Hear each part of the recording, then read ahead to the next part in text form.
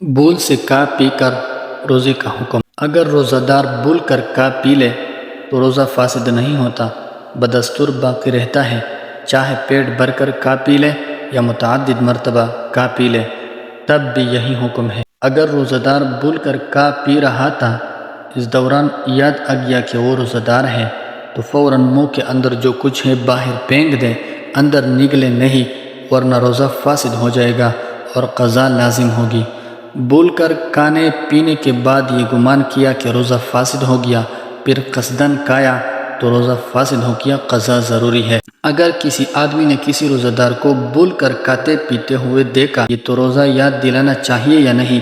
اس بارے میں تفصیل یہ ہے کہ اگر روزہ دار اس قدر طاقتور ہے کہ روزے سے زیادہ تکلیف نہیں ہوتی تو روزہ یاد دلانا واجب ہے، اور اگر اس آدمی میں روزہ رکھنے کی قوت و طاقت کم ہے، روزے سے تکلیف ہوتی ہے، تو اس کو یاد نہ دلائے، کھانے دے۔